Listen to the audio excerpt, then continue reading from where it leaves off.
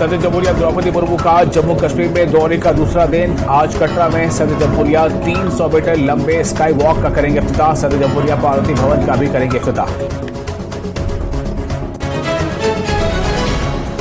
आइए अंधेरों से रोशनी की ओर, नफरत से मोहब्बत की तरफ बढ़े। सदर जमहूरिया द्रौपदी मुर्मू का बयान, कहा लड़कियां करेंगे मुल्क के मुस्तकबिल का फैसला। माता वैष्णो देवी के दरबार पहुंचे रमेश लाल। 2002 से मुसलसल रमेश लाल कर रहे हैं माता वैष्णो देवी के दर्शन। रमेश लाल पाकिस्तान पीपल्स पार्टी के वाहिद हिंदू रुकन हैं।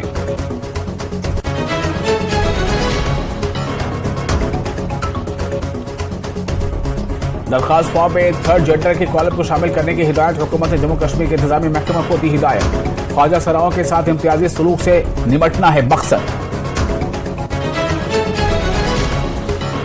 बीजेपी जम्मू कश्मीर के सदर रवीना रैना ने दी अलहदगी पसंदों को मेन स्ट्रीम में शामिल होने और इलेक्शन लड़ने की दावत। कहा बंदूक और ग्रेनेड से नहीं हुआ है कुछ हासिल।